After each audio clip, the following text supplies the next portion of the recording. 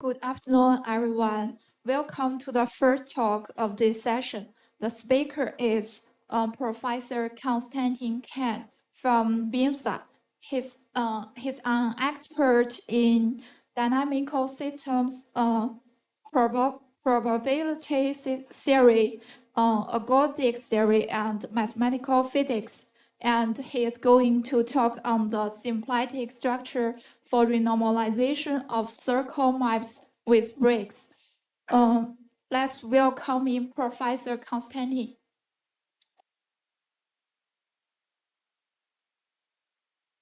Thank you very much for the introduction, and thank you for inviting me here. It was not long way for me to come here. I'm in BIMSA. So I will be talking about renormalization in the context of dynamical systems, and I cannot spend much time on the history of the ideas of renormalization in dynamical systems, but they were inspired by renormalization in statistical mechanics. And the first person who introduced these ideas to dynamical systems, to the great surprise of mathematicians, was Mitchell Feigenbaum in the 70s. There is a big parallel between how it is defined in statistical mechanics, like Kadanov's renormalization group or something like that, and in dynamical systems. So it's the same ideology. And in fact, renormalization is an extremely powerful ideology, and it works in a great generality normally, but there are very few cases where we can prove it rigorously. And the dynamical system is one of the settings where you can prove renormalization results rigorously. And that is a difference with statistical mechanics, where, say, any proof of result of type of renormalization convergence, like what Smerdov did, is a Fields medal.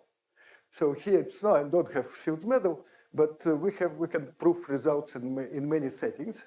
And there, I'll try to introduce the subject. Now, circle maps with breaks is a particular example of dynamic system with singularity. So renormalization in the context of maps without singularity is much simpler thing. We'll touch it a little bit. It kind of corresponds to what in statistical mechanics called trivial fixed point of renormalization, Gaussian fixed point. So that's well understood. It's also non-trivial dynamics. It's also what is called Hermann theory. So it was a big thing in the end of 70s, but it is much simpler and less structure involved, less compared to maps with singularities. Now, I will mostly be discussing, so the symplectic structure appears in case of maps, circle maps with one break or many breaks. With one break, we kind of discovered it a long time ago, and we used brute force for that. And then this brute force cannot be applied anymore. It's getting too complicated when there are many breaks. We were stuck a little bit. And then it turns out that ideas which were introduced in the 80s by Bill Goldman, what is called Goldman's symplectic form, they applied here. So it's, you just have to just connect two languages, language of renormalization and language of this Goldman form, which I will discuss later on. And then results would come naturally, and you will get what you want, in a sense. All right, so so it is based on a joint work with Selim Gajrani, so let us maybe discuss what is circle maps with breaks. So it's circle homeomorphism, strictly speaking, but it is smooth almost everywhere except at finite number of points. In simplest case, it's just one point. So these points are y1 and so on, yk. In these points, so it's a circle homeomorphism, so its derivative is kind of positive everywhere. So it's a monotone map. But at some points, although continuity is still here, we have a jump of first derivative. So it's a break of first derivative, jump of first derivative at certain finite number of points. That's a singularity. Otherwise, the fact that it's C2 plus alpha, you can take it C infinity or T3, it doesn't matter.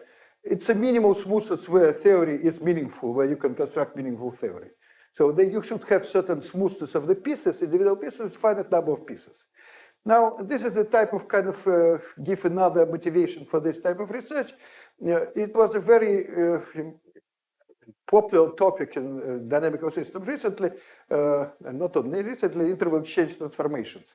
So interval exchange transformations are So let me just move to the next picture. So you have interval. Here's interval 0, 1. You split it into 3 interval of lengths, A1, A2 minus A1, A3 minus A, or say of lengths A1, A2, A3. And then you exchange this interval. So put this one on top, and this one in middle, and this one here, for example. And this is interval exchange information. Now, all individual maps have slope 1. They're just linear translations. And then people started to discuss, in this setting, you also can define renormalization, which is called sometimes Razi induction, but it's basically the same thing as renormalization, which we'll discuss later. But then people started to discuss what if we replace these linear pieces with monotone nonlinear maps like that. And that's called generalized interval exchange. And they were introduced with certain restrictions by Marmi, Musa, and Yukos. And they studied the case when they're linearizable. In my case, they're not linearizable. And so in my case, I want to live on a circle. So I don't want, so basically, I don't want them to break. So continuity will be present, like here. But the restriction that derivative at this point and at this point is the same is just not very natural. So derivative may be different, and then you get a jump of this discontinuity. So basically what I'll discuss, it's kind of generalized interval exchange information where permutation is cyclic permutation, so which means that you keep topology of the circle and circle homeomorphism.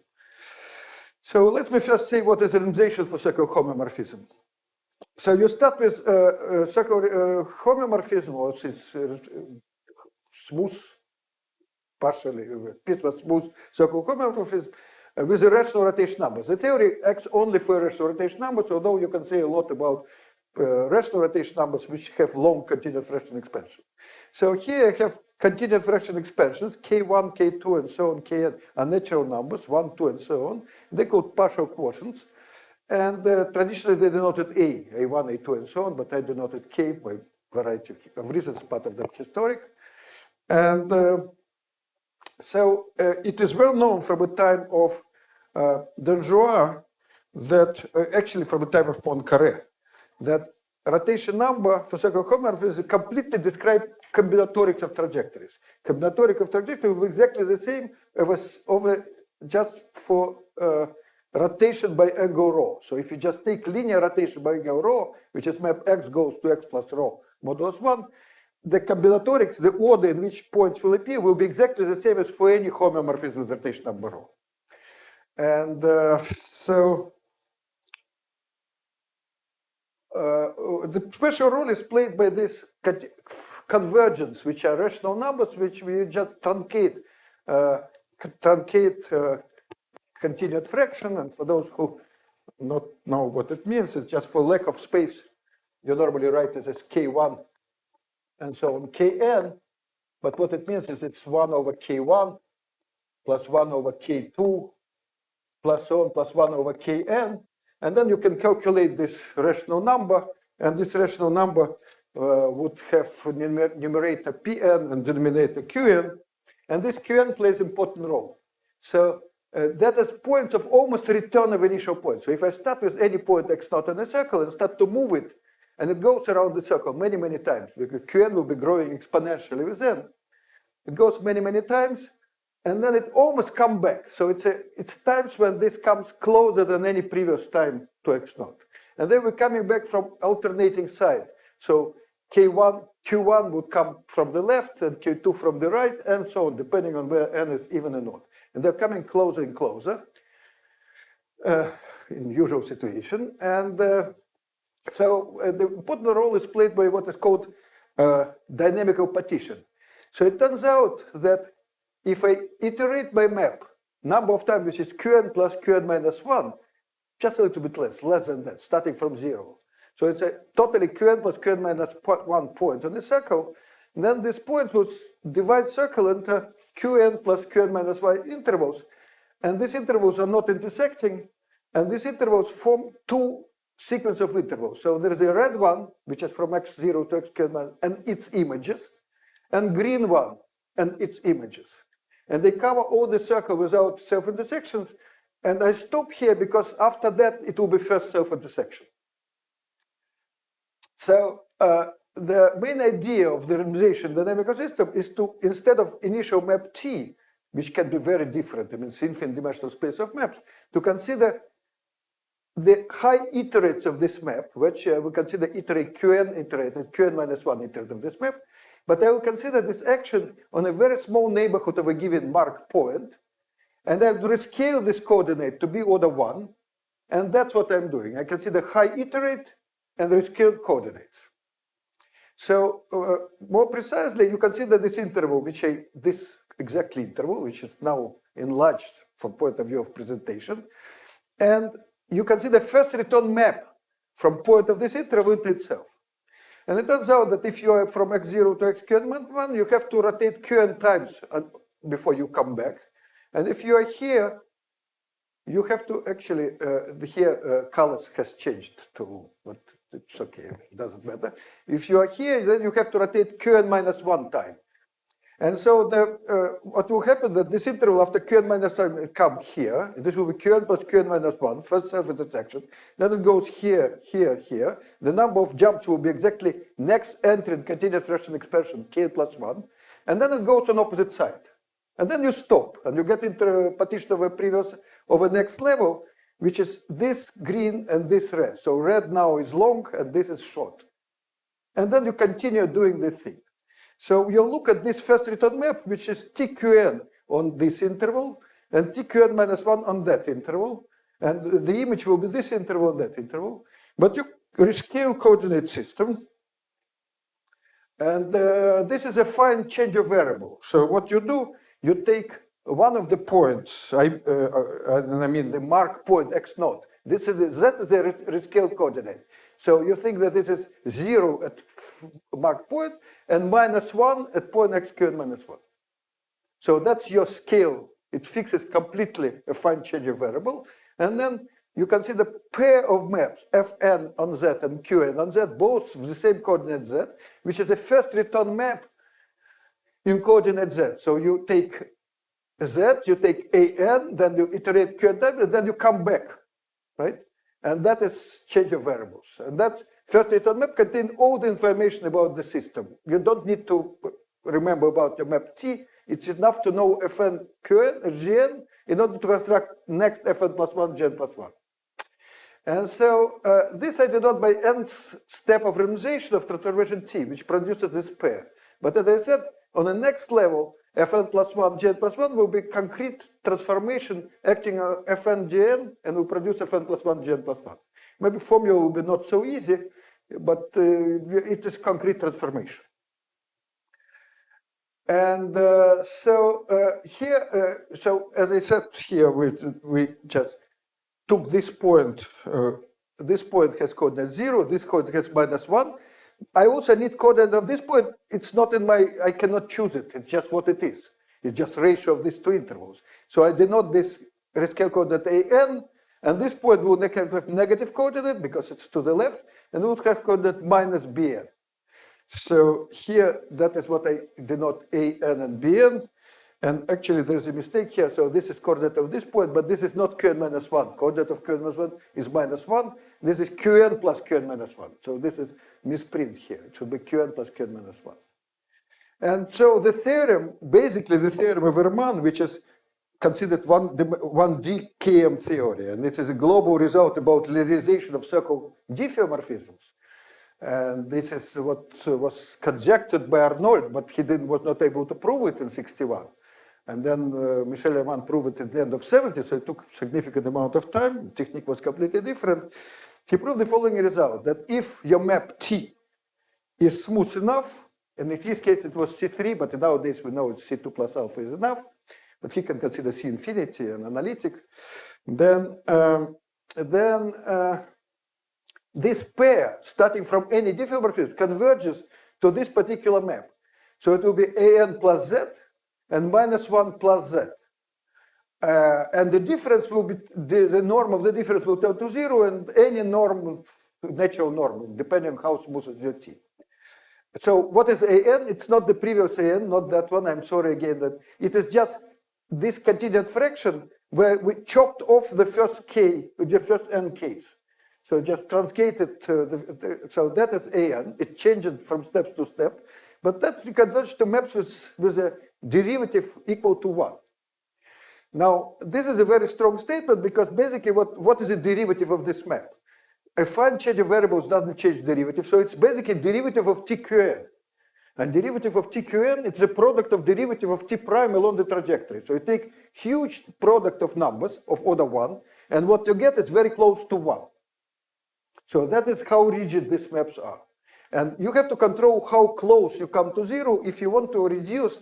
So basically, this is a randomization type of results, although Michel Herman didn't like the word randomization, and I would say even hated it, and he didn't use this ideology, but it's a randomization type of result.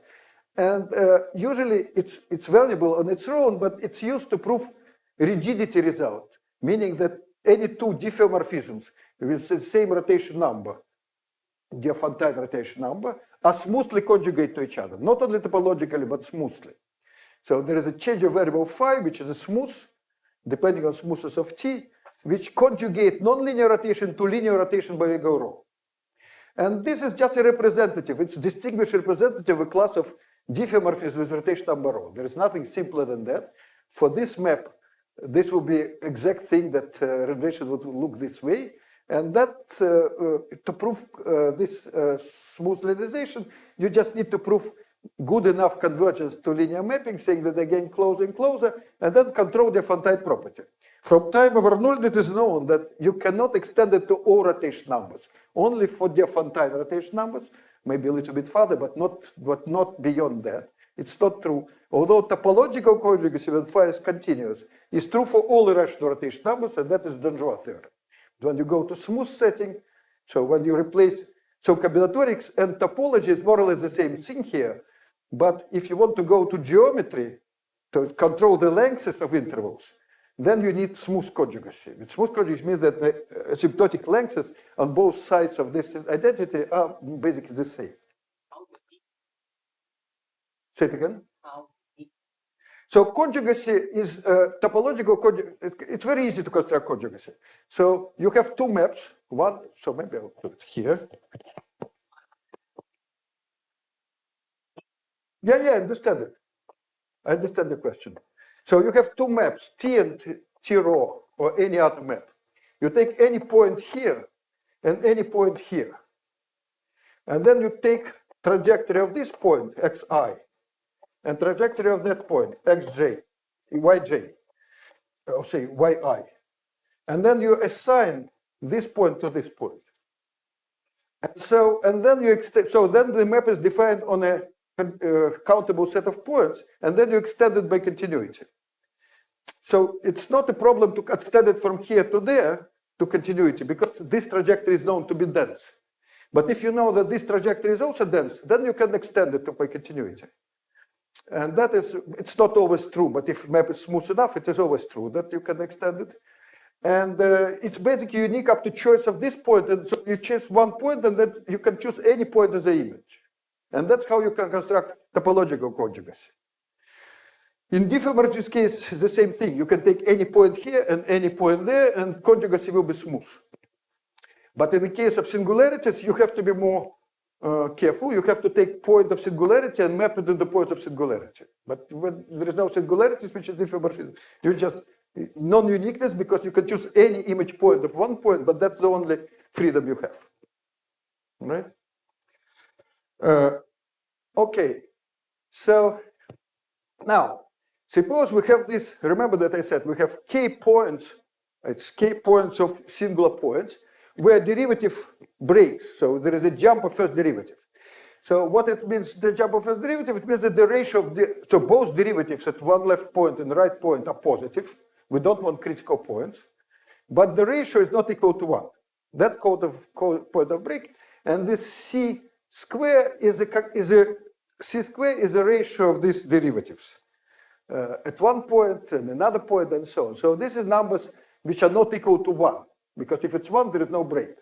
And so what I assume that this product of C1, C2, Ck is not equal to 1. Because when it's equal to 1, it means that total nonlinearity is 0. There is no total nonlinearity. So I want to consider map where they are essentially nonlinear. I will say a couple of words what happened when it's equal to 1. So this number is actually integral of second derivative over first derivative if you integrate it over circle. That will be exactly the answer which you get, logarithm of the thing. It's easy to calculate because it's first derivative, it's logarithm of the derivative, and then things cancel out and you get only these things. And so what I want to explain the following thing, that in this setting, when maps are smooth, but there are breaks, you're not converging to linear maps anymore. Because it's a fact because of the nonlinearity is non-zero. So previously, when we iterated map Q times, we were convergent to linear maps, moreover with maps with slope almost equal to 1. But when nonlinearity is non-zero, and you iterate many, many times smooth map, what you will see will be fractional linear map, or Möbius transformation. And that I want to explain. So first of all, this is just notion where we have 4 points, which are 3 lengths of interval A, B, and C, and they transform by smooth map to another 4 points, which have A prime, B prime, C prime as a length. And let's assume that this is small intervals and this is a smooth map. So cross ratio can be defined in a different way. I define it as A divided by A plus B, C times C plus B, the product of these 2 numbers. So if I would consider A over A plus B, it's ratio of 2 intervals. This is cross ratio. Cross ratio is important here, and we'll see why. And here, I did not by dt, is a distortion of cross ratio. I take cross ratio after I apply t and divide it by cross ratio before I apply t. How cross ratio changed? And so now I apply t many, many times. Actually, it's not essential that t is the same. I can apply different maps many, many times. What is essential? That intervals remain small. And what is essential? That the sum of the lengths of these intervals, and they're the different part of a circle, it doesn't matter that they're nearby or not, the sum of their lengths is order 1. And if these 2 conditions met, then the resulting map, which result on iteration of this maps many times, will be Möbius transformation. So how do you see it? You take cross ratio after Qn steps, but Qn can be any large number, and compare cross ratio after and cross ratio initially. So because you apply map many times, it's a product of this dt along this trajectory. You go, and every time you get certain distortion. And what is crucial about cross ratio, and why I consider cross ratio not ratio, because on individual step, cross ratio will preserve up to the second order of the length, not of the first order. Ratio will be almost 1 because intervals are small, but correction will be of the order of length of interval. But here, cross ratio will be of the order of square. To be precise, it will be 1 plus alpha if it's 2 plus alpha smooth map. But if it's 3 derivatives, then it would be square. But it's easier to handle. And now you have this product. So what you can say about it?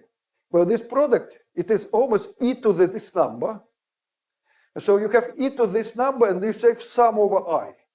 So take the largest of this interval. We assume that all of them are small. So you get order 1 thing, and then the sum of the intervals. But I said this is order 1, because they're in a circle, not exactly, they're less than 1. But if they're order 1, correction will be small, because this is small and this is order 1. So cross ratio almost preserved. And the maps which preserve cross ratio exactly are Möbius transformations. So this shows that your map in C topology, in uniform norm, will be close to fractional linear map. And then you can extend it to C1, C2, and so on, because it's an easy exercise, and I describe it here, but it's really easy and not necessarily very. So here I'm saying that sum of the lengths is less than C, so order 1, and maximum is epsilon small, and then I'm saying that if all maps are uniformly bounded, which is the same map for me, so this is derivatives are bounded and higher order derivatives are bounded, then we can say that resulting map is close to fractional linear, to Möbius. So what I'm describing here, that it's easy to show. So my renormalized map is the same thing. You just move the thing and change coordinates. And what I'm explaining here is that the derivative of renormalized map Fm, first derivative, second derivative, so they're all bounded. And that's easy calculation. So to say how the estimate gets worse when you increase derivative, but if for any finite number of derivatives, it will be uniformly bounded by in M, a number of iterates. And because of that, you can say that if you have 2 functions which are close in C topology, and derivatives, second derivatives are bounded, then they're close in C1 topology. So you cannot, if derivatives are substantially different, they would just deviate from each other, but they cannot because they're C-close. And you can continue it. So in order to kind of bootstrap if you know that things are close in C1 and third derivative is bounded, then they'll be close in C2, and so on and so forth. It's very important to know this fact, but it's a very simple fact. It's available for students of the first year calculus. It's just not formulated this way, that you can always extend from a lower level topology to higher level smoothness if you have estimates of the derivatives. Anyway, what it means and what it indicates that our renormalized maps are close to Möbius transformation. And the closeness is given by constant time epsilon, which is the length of the shortest interval of the trajectory. And now I'm claiming here, this is another very general fact, that's close to Donjois inequality, Donjois theory, which is from 1930s. So Donjois already knew that if you take product of derivative of a map along trajectory up to Qn, then it's bounded above and below. And this V is just a total variation of the logarithm of derivative over the circle. So Donjois knew this. He didn't know that product will be close to 1, but he knew that it's bounded from one constant, from 0 to infinity. And this fact alone tells you, you can easily estimate from there that all elements of dynamical partition will be exponentially small with n. I don't go into it, but you can say that there will be gamma depending on ln v in power n, where gamma v is just so square root of 1 over 1 plus e to the minus v, where v is the total variation of the derivative. So they're exponentially small. This is number less than 1. And I also say here that actually v, initially, you cannot say what v will be, because second derivative is not necessarily of one size. But with number of iterates increasing, you can say that v will be always bound, actually will be equal to sum of the logarithm of ci's, because the maps will be the derivative will be monotone map, and variation of the monotone map is an easy thing. It's just difference of the endpoints. So what it means is that even this constant v will be universal. It would not depend on a me. It will only depend on the jumps of derivatives. But it's another fact which will be not crucially important for me. Maybe I say one thing. It is actually an important fact that when you do renormalization theory, not only in case of circle maps, but in the case of maps with singularity, with critical points, like Feigenbaum did for unimodal maps, or we can consider circle maps with a derivative equal to 0 at one point, it's called critical circle maps. You normally get certain estimates which depend on a map. And then you go to uniform estimates, so you call universal estimates. Then you show that these estimates actually, if you do it many times, will not depend on a map. The constant in front of the exponential factor will depend, but the exponent will not depend on the map, and will depend only on the type of singularity of the order of critical point or the breakpoint sizes C1, C2, and so on. So that's what is going from a priori estimates to universal estimates, what is called renormalization. It's an important step in any renormalization theory or in dynamical system. So now I describe case of one break, where brutal force works. So in case of one break, what's happening is that you have this point -1 in 0, an and minus bn. And then we have map, which takes -1, 0 to -bn, an, and a map which takes 0, an to -1, -bn. And both maps are Möbius, because we already proved that we converge to space of Möbius transformations. Now it's important because space of Möbius transformations is finite dimensional. So we started with infinite dimensional space of maps, and now we already proved that under this we converge to finite dimensional space of Möbius transformation. So then renormalization acts in a space of finite dimensional space. But if you look at this more carefully, you actually will understand that it actually depends on two parameters, an and -bn. They completely determine, together with the size of a break, they completely determine what can be, what should happen here. So it's described here by the following thing. Consider F capital and G capital, which plays the same role as F and Gn. which depend on 3 parameters. Now, it's more convenient for me not to use geometrical parameter minus bn, but another parameter, which we call v, which is combination of c, a, and b. It's just from b we go to v. That doesn't matter. You can calculate one and another formula, look better. And so the family of maps is a plus cz, c is break, 1 minus vz, and this is another expression for g. And so it turns out that this family is preserved by renormalization transformation. So if you take this family, then you go from one AV to another AV. Actually, AVC goes to another AV, but C goes to 1 over C. There is certain duality here, because when you do next step optimization, the odd point become even, and even become odd. So the ratio of derivatives to the break point changes from C to 1 over C, because you go from left to right, so you change orientation. And because of this orientation, actually C goes to 1 over C, but in 2 steps of optimization, you come back to C. So you have to consider optimization basically 2 times to get fixed points. So reduces to a 2-dimensional transformation. It's 2-dimensional because C1 over C is not really a complicated transformation. And this AV goes to A plus V plus. And then, so that is exact statement about translation acting on this 2-dimensional plane of A and V.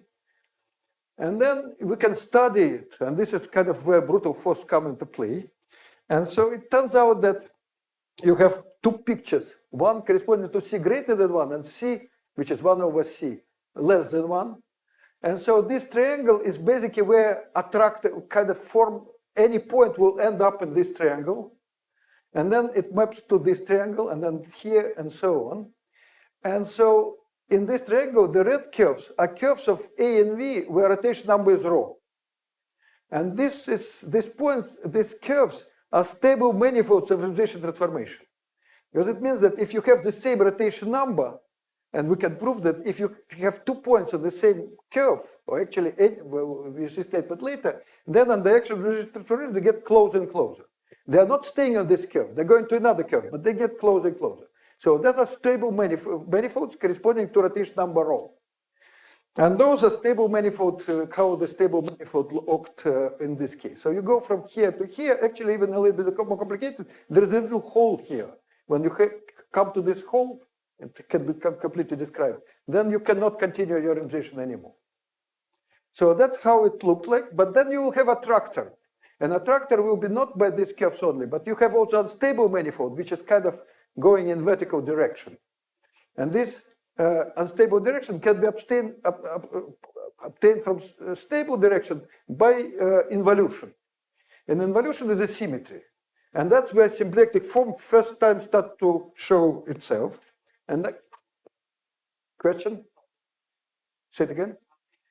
Yeah, you will have fixed points if you have, say, golden mean rotation number. Then you will have fixed point, but not 4r, but 4r square, because C goes to 1 over C. Yeah, you have fixed point of periodic orbit for any quadratic irrationals. But otherwise, it's chaotic orbit acting in this space. So it's complete horseshoe. And so we were able to write this involution exactly. So that is the involution. And this is complete transformation depending on C of A and V. And involution because I CR1 over C is identity. And so why it's involution? Because if you want to calculate inverse renormalization transformation, it's giving by involution direct and then involution on opposite direction. So this is a symmetry, which is called time reversibility, time reversible symmetry in dynamic system, which is manifestation very often of some Hamiltonian or symplectic structure here in this situation. And then you also can find what will be the density of invariant measure, because symplectic in 2-dimensional case means that you have preserving, so the symplectic form is basically invariant measure. And so invariant measure would look this way. It's concrete formula for invariant measure, but with a hole, there is a hole, so it's local invariant measure. It means that if you apply transformation, then the density of invariant measure in the image will be given by this formula, which is derivative times Jacobian of the transformation. So this is local invariant measure. It's local because there's a hole where things can kind of go away. So you can write exact formula here. So it means that if you apply RC to this measure, you get mu corresponding to 1 over C of the same formula. And so that means that RC square preserves measure mu C completely. And that is the manifestation of hyperbolicity of R. So R has, this renormalization transformation has one stable direction when things get closer and closer. But because of symmetry, every stable direction, if you apply evolution to it, would get unstable direction. And so that is how you can construct complete horseshoe for this case. And this was done in a series of papers with my PhD student who unfortunately passed away very young, Dmitry Khmelov, and Michael, Sasha Koshich, and Elio Matseo, and Alexei Teplinsky, and Michael Yampolsky. So it was a series of papers where we got the whole theory for one breakpoint. And so it's, as I said, it is a full hyperbolic horseshoe. It is uniform bounds and uniform convergence optimization. So the final result is the theorem of myself and Sasha Koshich, which says the following. There exists a universal constant, gamma, which depends on node C between 0 and 1, such that if you take two, now we cannot do linearization because maps have singularities. So rigidity would mean that you have two maps, T1 and T2, with breakpoints of the same size C, and with the same rational rotation number rho, and then we want to say renormalization converge. And that we said that there exists this constant such that if you take two maps, any two maps, T1 and T2 with C2 plus alpha smooth, and take n-step renormalization function Fn for one and another, and take the norm and C2 norm in -1, 0 interval where they defined, then they C gamma to the n close to each other. So exponentially close with universal exponent gamma, which does depend on T1 and T2. And this is true for all irrational rotation numbers. Now, it should not be surprising. Renormalization converge always for all rotation numbers. But maybe sometimes it's not enough, this information, to say that maps are smoothly conjugate. So then you have to put some definite condition to deduce from this type of result rigidity. And here we can prove that there exists a set of full Lebesgue measure of rotation numbers, actually very full measure. So it's a very big set. It's much bigger than in case of diffeomorphisms, such that T1 and T2 will be C1s smoothly conjugate to each other. And for good rotation numbers like of bounded type, you can get C2 plus alpha. However, you cannot get, in general, higher smoothness of conjugacy, even if your maps are very, very smooth, except for the. So there's a general fact that in case of diffeomorphism, you can bootstrap smoothness of conjugacy to higher level if maps are smooth. But when you have singularity, you cannot do this. There is abstraction to smoothness higher than C2. Okay, you have codimension one maps. Of course, you can take map and conjugate it by smooth transformation. You get another map which is conjugated to it. But it is happening, if you have to map, this fact happening on some codimension manifold. So generally, it doesn't happen. And this is rigidity result, which I want to say. Okay. Now, maybe it's time to go to topology, to Goldman. So let me just, I go in opposite direction. So now finite number of breaks. Now things are kind of similar, but what will be happening here is that instead of one point, which was minus Bn, you have many points which are pre-images of other breakpoints. So I start my renormalization in one of the breakpoints, right? Say point y0, but we have k breakpoints. And my intervals, when they go along the circle, they would cover these different breakpoints. And here I can record position of the pre-images of other breakpoints. So the Möbius map will have many branches, because when you go through the point for the break, you change your transformation. It's another one. So instead of one, it will be kind of k, where k is the number of breakpoints, branches, different branches of actually k plus 1 branches of Möbius transformation. And they would depend on many parameters. You can exclude many of them, but actually it would depend on 2k parameters. Now, 2k sounds promising, because if you want to have symplectic structure, it should be even.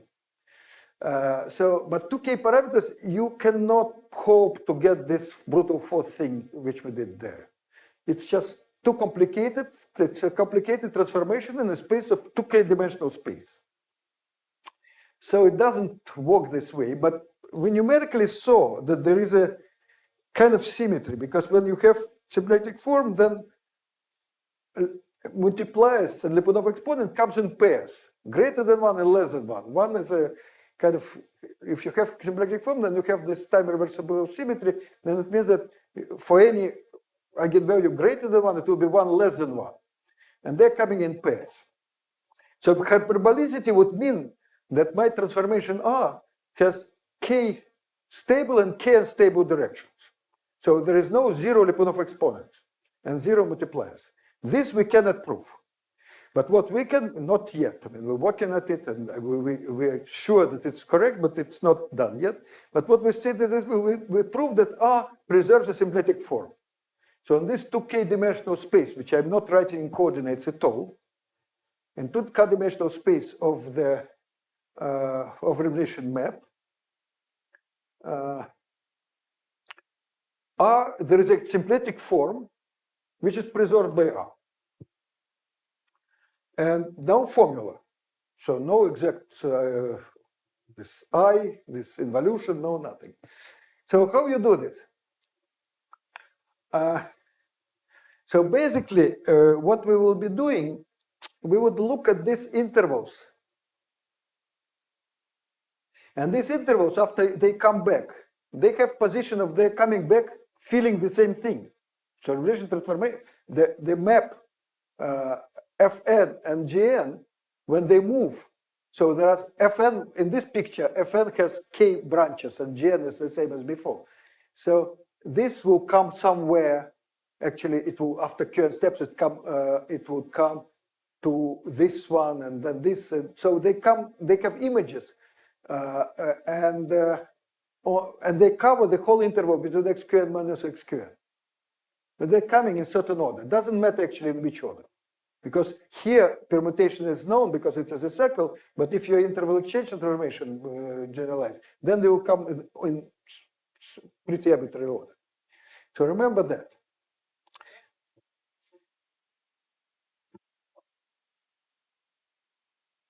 It is, no, it's not a torus. The topology of it, it's global topology of it. I don't know, I cannot answer this question actually. So locally, it's a manifold whose local structure is 2k dimensional, but global structure of it, I cannot answer this question. It's a good question, and we're looking at it. But it's a correct question. But I want it to be, yeah, it's compact, because that is a universal estimate tell me that it's compact. It's live in a compact plasma space, but I would like it to be torus, but I cannot say this. And so let me move forward. So, so here I just repeat what I said. It is a step in proving that R is hyperbolic with k stable and k unstable direction. And maybe before I go to topology, I just say one more thing. So there is a more general notion of rigidity. And this notion of rigidity, it's so here formulated in case of maps with break, but it actually can be formulated in maps with any type of singularities. So we say that T1 and T2 are two circle homeomorphism is piecewise smooth circle homeomorphism. And then there are points of singularity, I1 and 2ik, W1 and W2ik. And we say that they are here break equivalent or singularity equivalent in the following, that if there is a topological conjugacy phi, for this is just take one point and take its image, right? It's completely determined topological conjugacy, such that it will map Y2 into W2 and so on, YK to WK. So just respect singularities and move singularity of particular type to singularity of the same type.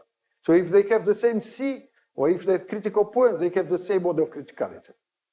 So topological conjugacy, which respect singularity, local singularity structure, we call this, if it's achievable, we call it topological, that they are singularity equivalent, Lie equivalent.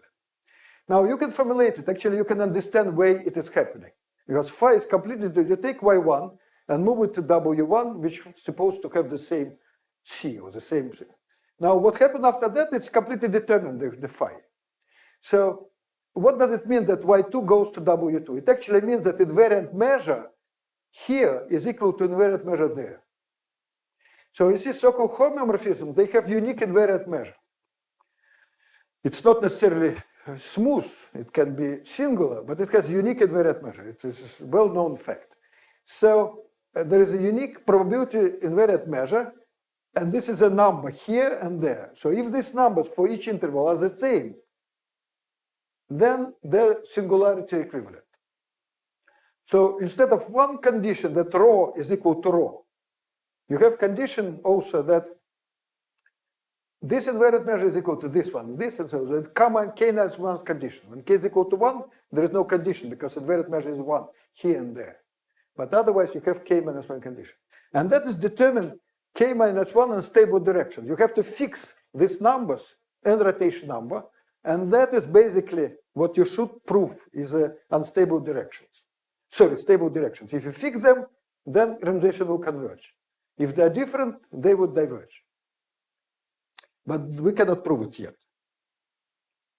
And so that's what I'm saying, the condition that invariant measure should be the same for each interval. And conjecture is that if two maps are singularity equivalent, then the renormalization will converge into topology with exponential rate. And this should be true in huge generality, for it doesn't matter what kind of singularity you have.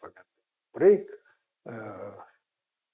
critical point, and so on, and we are a bit far away from proving it, but this fact should be true for any irrational rotation number and for any two maps which are singularity equivalent. All right. So why is renormalization symplectic? So this invariant, this symplectic form is of pure topological nature. So the theory was actually originated by Atiyah and Bott, and then it was developed by Bill Goldman in '84 for particular group G. So what you do, you consider character variety. So it's a representation of the fundamental group into some Lie group G, and in particular here it will be represented in the PSL2R. And so that is a space of character varieties. So it's a space of representations of fundamental group. And then the mapping class group acts on it. And Bill Goldman proved that this action actually preserves symplectic form. There is a symplectic form which is preserved by this action, include generality.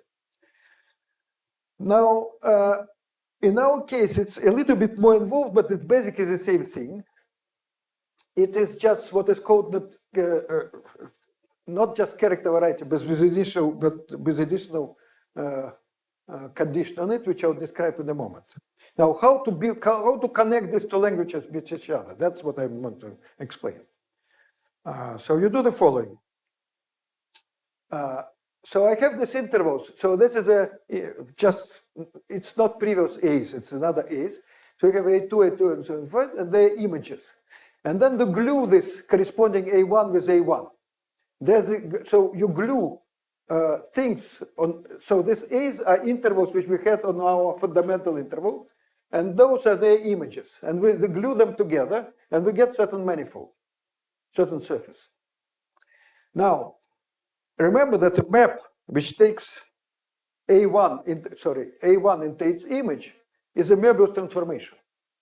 So Möbius transformation is a particular element of PSL2R. So this green thing is actually, we take one point inside, just arbitrary. This is a loop from this point, right?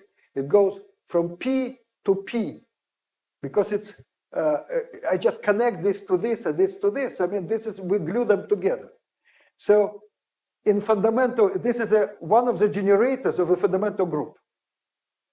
And we have different colors, different generators of fundamental group. And for each generator of fundamental group, there is a particular PSL2R matrix.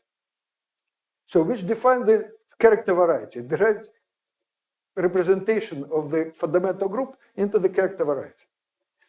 And the whole thing is that, now what is the connection between renormalization and mapping class group? So renormalization means that we cut our manifold and glue it together. This is like a homeomorphism of this manifold. So the action of renormalization on this representation will be sub-action of the mapping class group on the space of character varieties. And so, because there is a symplectic form for the action of the mapping class group on the character varieties, it can be raised to the space of our renormalizations and produce symplectic form for the renormalization. So that's it. You don't need to do any work. You just need to say right words. All work was done before that. Now, even more so, because so as I said, so renormalization is a cut and paste operation for polygonal model, and that's explained that why this is a sub-action of the mapping group. There is one nuance here, that this manifold would have singularities. Singularities are these points which we have. So if we go back, so near all of these points, you can get a loop. And this loop will be the matrix corresponding to the loop will be just corresponding to corresponding C at that point. So it's just determined by C. So maybe I go a little bit, I think I missed this point here. That was an important point, maybe I missed it. That is a relation. Turns out that even in case of one break, when you take Fn and Gn, they're not commute with each other, but they commute up to C squared. And what is this? This is just going around this point. And C squared is just a hyperbolic element of the group. It's C, 1 over C element of this group. Right? So it is character variety where you prescribe these little loops near a certain number of singular points. And this was also studied, not by Bill, not by Goldman, but it was studied by, I think I put it here. It was studied, it is called relative character varieties, where you prescribe what's going on the boundary of your manifold. So it's a situation of a relative character variety where the little loops near the boundary points are prescribed. And this is prescribed by our Cs. And it turns out that, but it's not a big deal, it's more or less the same thing as in Bill Goldman, that in case of relative character varieties, still there is a symplectic form which is preserved by mapping class group. But you have to prescribe these little loops, and they're completely prescribed by the values of C1 and so on, Ck. So it's really exact correspondent with the languages what is not which is needed and what we have. It should have been done a long time ago, but it wasn't. But that's people. I don't know. We should have done it earlier. Actually, we needed Selim for that. We connected what we knew about renormalization and Selim, who knew about Goldman symplectic form and symplectic Poisson bracket, and that's what is stated. So anyway, the statement is that the mapping to the class of these relative character varieties is a local diffeomorphism from our space of renormalizations. And then we can take symplectic form here and raise it to our space, and that would be what was needed. And that is a locally preserved symplectic form, but that's exactly what is needed for the fact that you have eigenvalues coming in pairs, stable and unstable. So what is needed now is to show that there are no zero eigenvalues and zero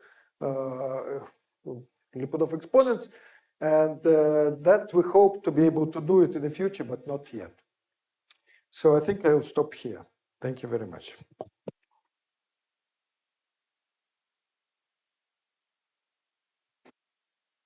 Thanks for your wonderful talk. Now is the question time.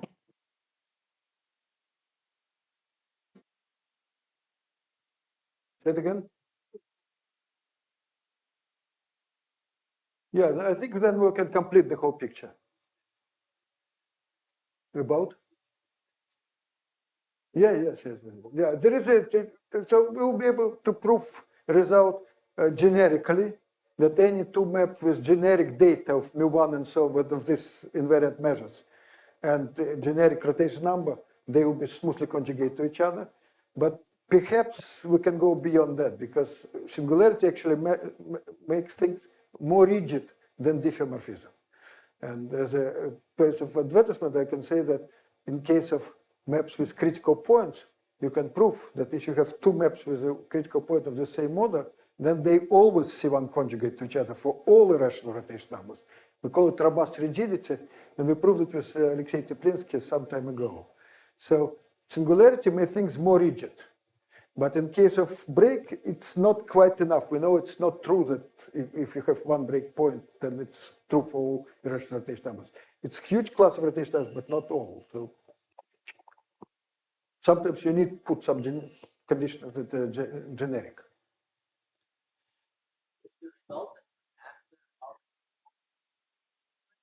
When there are no breaks, yes, sure. When there are no breaks, it's diffeomorphism. And for about diffeomorphism, basically we know everything. Not everything, but almost everything.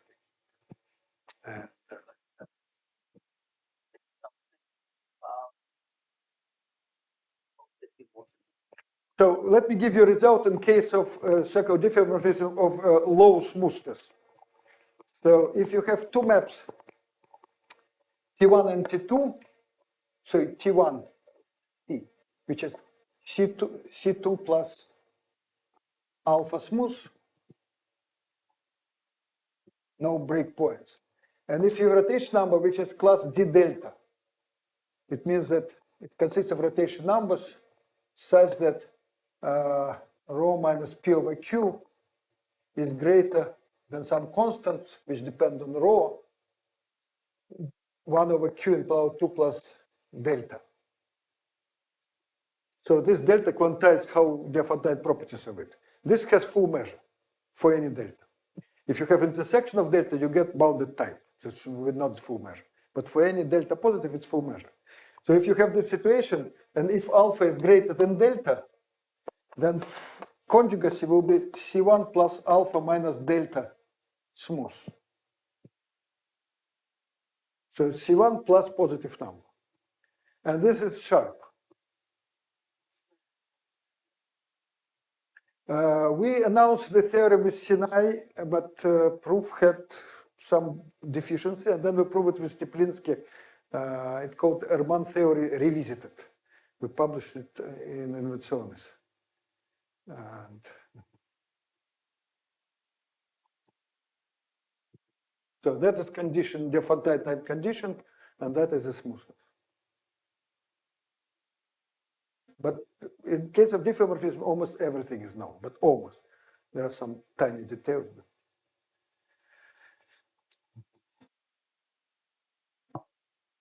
Okay, let's thank our speaker again.